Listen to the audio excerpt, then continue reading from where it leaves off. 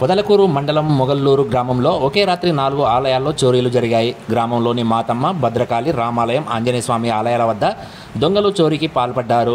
మాతమ్మ గుడిలో 4.5 సవర్ల తాలిబొట్టు, ముక్కుపుడక, హుండీని దోచుకెళ్లారు. భద్రకాళి ఆలయంలో అమ్మవారి 4 తాలిబొట్లను, అలాగే రామాలయంలో హుండీని తీసుకెళ్లి అందులో నగదును తీసుకొని హుండీని చెరువులో విసిరివేశారు. ఆంజనేయస్వామి విగ్రహం వద్ద హుండీని పగలగొట్టి నగదును తీసుకెళ్లారు. ఆలయాలే లక్ష్యంగా దొంగలు చోరీలకు పాల్పడడం పట్ల గ్రామస్తులు ఆందోళన వ్యక్తం చేశారు. ఆలయాల్లో అమ్మవారి తాలిబొట్లను అపహరించడంతో ఆ స్థానంలో అమ్మవార్లకు పసుపు కొమ్ములను వేసి పూజలు నిర్వహిస్తున్నారు. గ్రామస్తుల పోలీసులకు సమాచారం అందించగా పోలీసులు గుళ్లను పరిశీలించి దర్యాప్తు చేపట్టారు.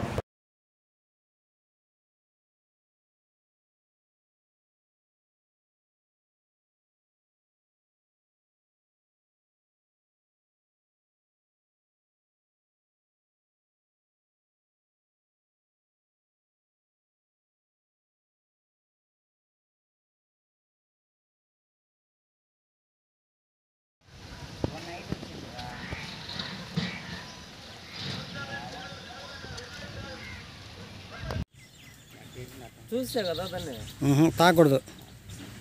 పోలీసులు వస్తే కదా వాళ్ళకి చూస్తే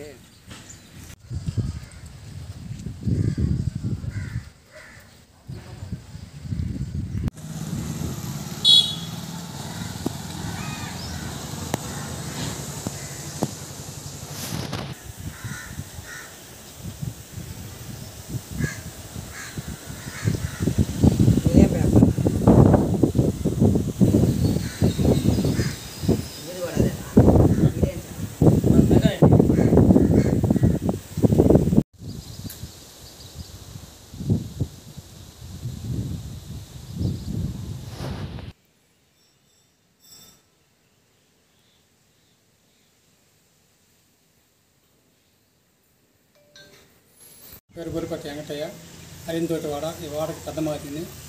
ఈ వాడ గుడి కట్టి ఇప్పుడు 90 ఏళ్ళు గుడి కట్టింది. 90 ఏళ్ళు గుడి కట్టి ఈ ఎప్పుడు జరిగింది, ఒకసారి జరిగింది. ఇది రెండోసారి జరగటం.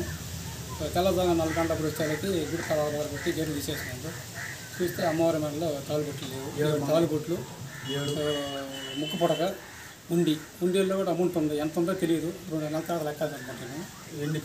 ఎండి కళ్ళు ఉంది, ఉండిలో ఉంది. ఎలాగైనా మా వస్తువులు మాకు దక్కేటట్టుగా చేయమని ప్రార్థిస్తున్నాం. పోలీసు వాళ్ళకి సమాచారం ఇచ్చాము. వాళ్ళ ద్వారా మాకు న్యాయం చేయాలని గట్టిగా కోరుతున్నాం. వాళ్ళ ద్వారా పత్రికా వాళ్ళ ద్వారా కావాలని మేము కోరుతున్నాం. ఈ మాతమ్మ గుడిలో పూజారి కొడుకుని 7 మంగళసూత్రాలు, ఒక ముక్కు పుడక, ఉండి, ఎండి కళ్ళు ఇవన్నీ చోరీ జరగడం అనేది తెల్లవారుజాము 4 గంటలకి. ఇప్పుడు పోలీసు వాళ్ళని గట్టిగా మేము మాకు ఎట్లాగైనా దీనికి న్యాయం చేకూరేటట్టు, మా వస్తువులు మాకు దొరికేటట్టు వాళ్ళు చేయాలని ప్రార్థిస్తున్నాం. ఫస్ట్ సార్ చేసే మాది మొగుళ్ళూరు ఓసుపల్లి దారిలో ఉన్న భద్రకాళి అమ్మవారి గుడిలో చోరీ జరిగింది. అమ్మవారి పెద్దమ్మవారి 2 తాలిబొట్లు, 2 కాసులు, గుండ్లు, ముత్యం, చిన్నమ్మవారి 2 తాలిబొట్లు మొత్తం కలిపి 2.5 సవర పైన ఉంటాయి. 3 లక్షల దాకా విలువ చేసే బంగారం ఉంది అమ్మ దగ్గర. అన్ని ఉండి కూడా పగలగొట్టి అమ్మ సొమ్ము మొత్తం ఎత్తుకోబోయేస్తారు. ఈ దొంగతనం చేసిన వాళ్ళని ఎలాగైనా పట్టుకొని మాకు న్యాయం జరిగేలా చేయాలని అందరినీ కోరుతున్నాం.